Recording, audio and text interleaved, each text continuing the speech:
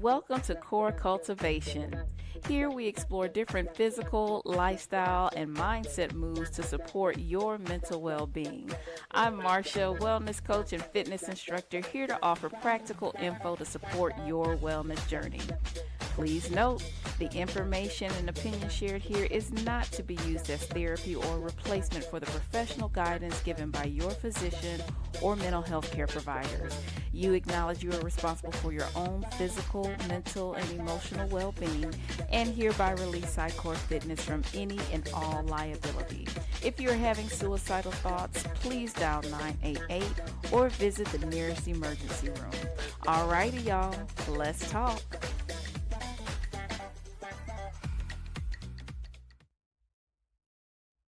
Hey there, welcome to the podcast. Good to see you. I'm Marcia, wellness coach and fitness instructor. Today, I'm just going to go on and get into it. Today's episode is a bit personal. So I, like you, have been observing and watching everything that's been going on with the federal workforce and just the ripple effect, the chaos, everything that is going on throughout the federal government. And having been in a role of support to federal employees and military service members and their families for about 14 years, having been in that space, having observed and having heard from them how their work environment, how what they do day in and day out impacts them, impacts their well-being, and impacts that of their family members, it's hard for me not to think about those individuals that I've come in contact with everything that's going on. It's a lot. And I know I'm not the only one who feels that way. And I know to say that it's not enough. It's not a big enough word to say it's a lot. There's a lot going on. So again, this episode is about really just trying to give a word to them. I've heard it described a couple of ways. One, that they're invisible, that federal employees, when they're doing what they need to do, you don't see them. You're not aware of them. They kind of merge into the background because they're doing what they need to do quietly, doing what they need to do. So you don't have to think about what it is that they're doing in order for you to function and not have to stress about certain things. Like they're kind of paving the way for some things to happen so you don't have to think about it. I've also heard it described as indoor plumbing, and forgive me, I cannot remember the two individuals I can't reference those individuals that described it this way, but I've also heard it described as indoor plumbing. So that when things are working, you're not thinking about, is the water running? Is it totally going to flush? It just does what it needs to do. It's working. You're not having to think about it. You're not having to worry about it. But when it's not working, the mess that it can cause and the headache that it can cause. And I think we can agree that if we're not seeing it or feeling it yet, we will be soon enough. The federal government has reached into so many different areas of our lives. And if it's not already impacting your life, it's impacting somebody you know for sure. And so I would just concur with those two metaphors.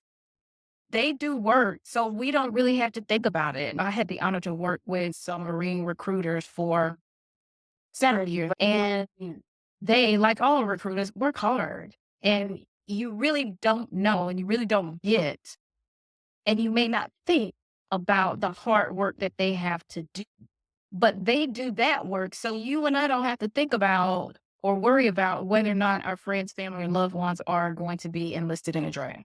They're out there doing what they need to do. And so same for federal workers. Not only have I heard stories and seen where we've got employees doing the work of 2-3 people because there isn't anybody else staff to do the job, or the agency hasn't been funded to staff the job that needs to be filled, but the job still has to get done because the country still needs the service in order to move forward. So somebody's got to do it and it has to get done. They do it quietly. They do it diligently without a lot of praise, without a lot of recognition. And also, these folks are doing work in environments that are not necessarily fancy. And in some places, not even basic.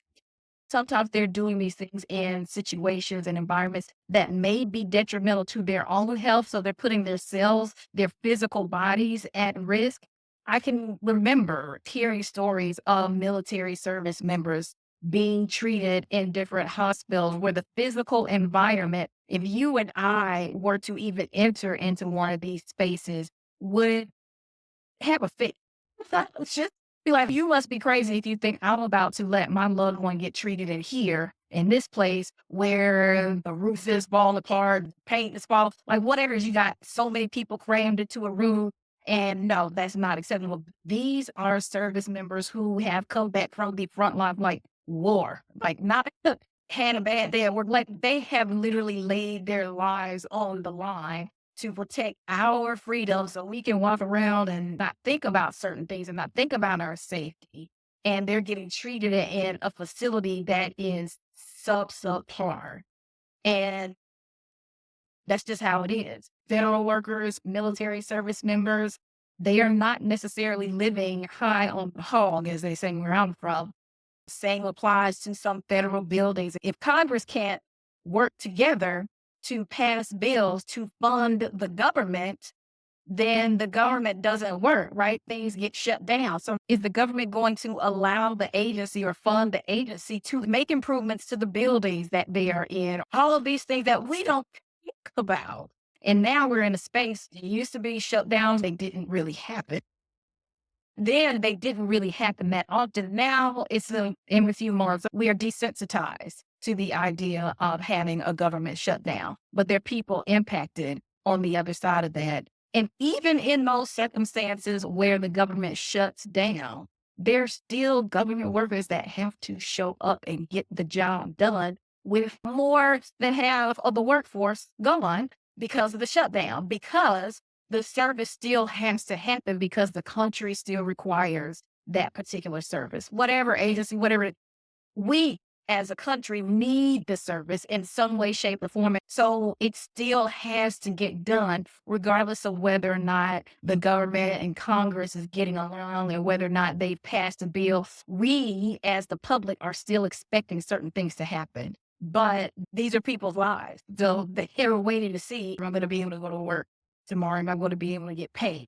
I'm just highlighting all this to say that not only are federal workers doing work that is often unseen and unappreciated, but so very necessary, they are often doing it in physical environments that are less than acceptable and less than what many of us would accept on any day of the week.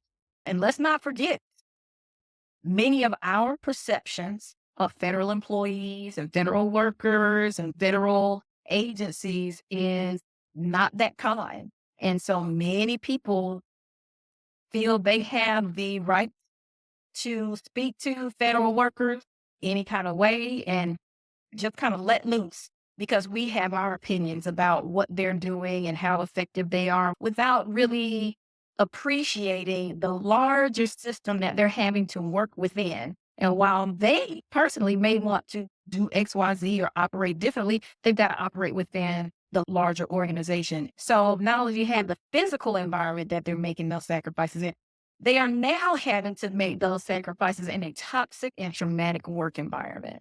So they're going into an environment where they're being bullied, they're being micromanaged. It's come in today, but leave tomorrow. You're fired now, but I need you to come back because we didn't really mean to fire you, or we realize we really need you to work. Literally a toxic work environment, but still expected to show up. I can't imagine how it feels to have to show up to a job where you're waiting to hear whether or not you're going to be let go, but still try to maintain an attitude of, while I'm here, I'm going to do the best I can, because while this is the environment that they're creating, the people that I'm serving deserve the best that I can give them. That's tough. Okay. I'm just saying, I don't know if I can do it. I might be like, look, this is what you want. Okay, I'm going to let it all fall apart. How do you continue to show up and do your job professionally and effectively in an environment that is treating you like that? Many of these employees or federal workers are dealing with not just the impact on their job in the present moment, but as a federal employee, because you in turn provide a public service and are committing so many years so that you get maybe student loans reduced. How does that impact your finances now?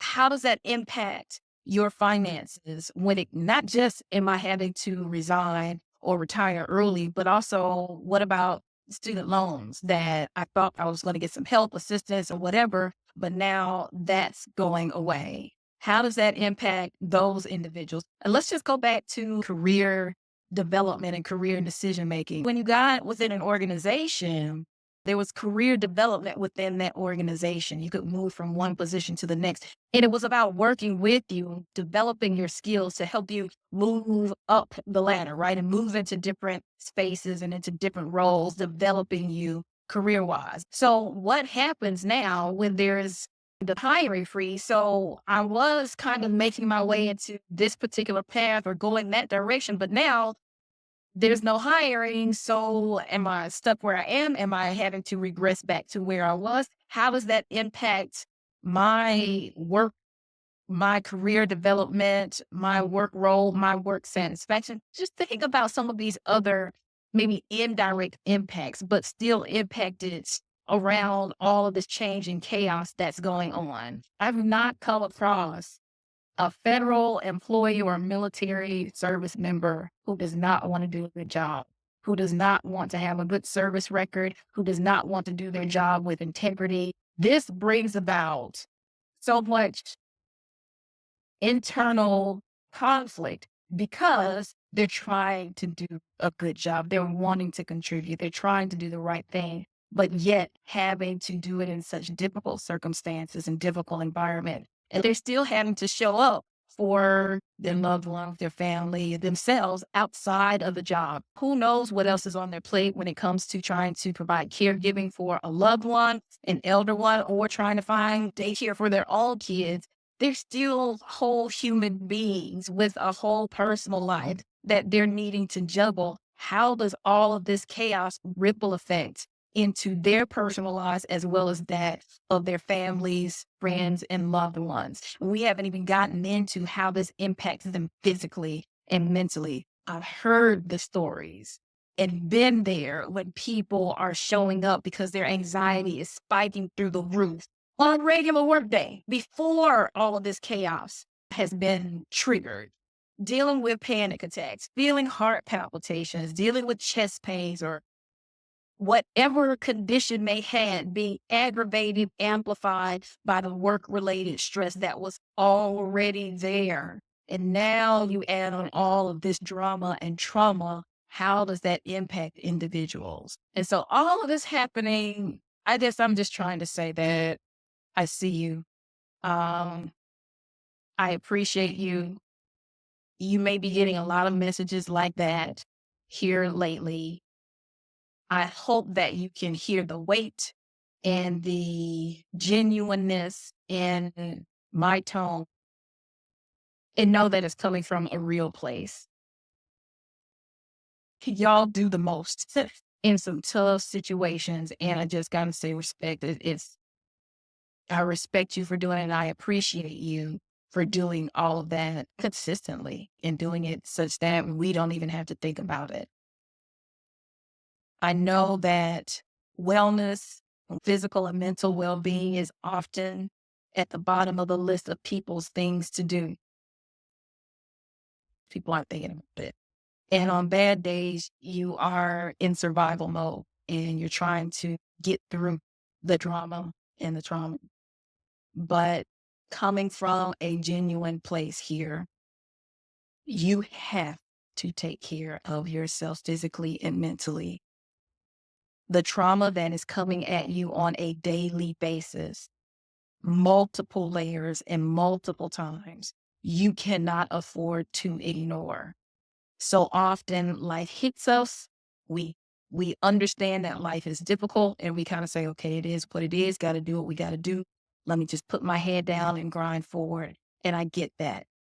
As part of your grind forward, you need to be thinking about and planning and being intentional about taking care of yourself, your physical and mental well-being, because this level of trauma and stress is not going anywhere.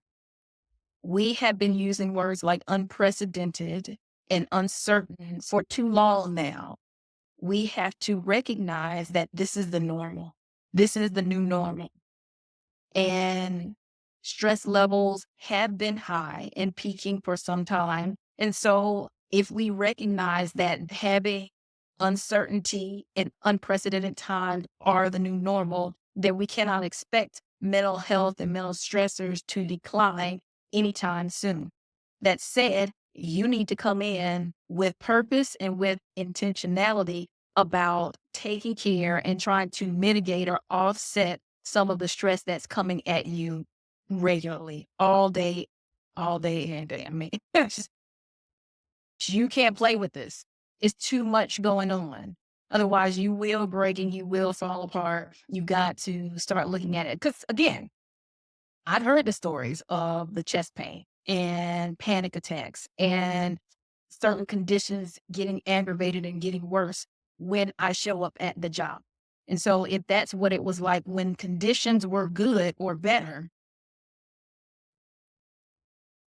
and you still are wanting to show up for your family, your friends, your loved ones, whatever it is, other roles that you have in your life, what are you doing to take care of yourself? I would encourage you to give yourself permission to be thinking about and to plan how you can begin to take care of yourself with all of this that is going on.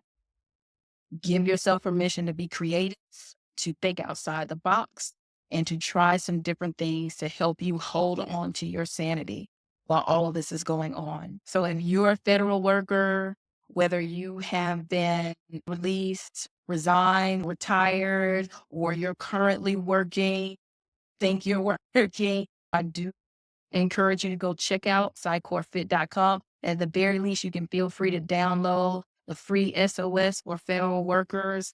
Grab that, use that as a quick way to get yourself grounded when you're feeling overwhelmed in the moment. But go check out those services and see if there's something there that might serve and support you. Shifting gears. So it's been a minute since I've posted anything, since I have emailed anything, since I've done an episode of the podcast. During this past Lent season, I did my core work, took a moment to do some of my core work for rest and reflection, get some grounding, get some centering, get some rest around what it is that I'm doing, my next steps and things of that nature. And so among the things that I have come back to, I always feel like taking time to rest and reflect always allows you to come back to yourself. The world and external circumstances can distract you and get you going in all sorts of different directions. It just happens. If we don't take time to pause, be still periodically, we will at some point find ourselves kind of all the way out in a totally different, like in a random field. And it's like, how did I get here? Well, in taking some of my time for doing my core work and doing some rest and reflection and coming back to myself, I've been trying to follow the energy and follow the flow. Thinking about things that give me energy and feel natural and flowing. And so I've gotten an opportunity to get back into more physical fitness activities, and I've been doing many more classes. And so while you haven't seen me virtually or online, people have been seeing me more in public at some different classes that I've dropped into and had an opportunity to teach. So I want to just give a shout out to anybody and everybody that I've had an opportunity to hang out with in any of my fitness classes over the last several months. It's been really great. And I want to give an extra shout out to the folks in my Zumba class because for me, my commitment to physical fitness and wellness started with dance, and it started with pole and dance fitness. And that opened up other areas of movement and fitness for me. And so while I've got certifications in a variety of different areas, as I rested and reflected doing my core work, something said, get back to some of the dance, get back to some of the fun and the energy and the flow that comes with that. And so it's been great just being able to flow and move to the music, but also shout out to you all in my class. Appreciate you all dancing and flowing with me there and bringing back some of that energy, even when you didn't know that that was maybe needed. So just wanting to give that update and encourage you all to tap into yourself. Take time to get back to basics. What I give and what I try to offer you all are the very same things that I'm trying to practice and implement in my own life. These are the things that I'm having to learn and practice as well. So that's my full work. And I will say it's all pretty fun. So that said, I would encourage you all to stay connected and visit soniccorefit.com because I will have some virtual opportunities coming up soon. I really want to thank you all for giving me this time today and allowing me to get personal again when it comes to the federal system and all that we're dealing with. So for everyone, please, please, please do take care of yourselves, because while I was speaking a lot to federal workers, the ripple effect is going to be felt and is being felt by all of us. And so we all have to take care of ourselves. And so I want to support you in doing that. If you're not already on my email list, I would encourage you to go on and get signed up, because there are going to be some things coming down the pike here soon that you may want to be a part of. Thank you for your time. I appreciate your presence. Please do what you need to do to take care of yourselves. And I look forward to seeing you next time. Bye-bye.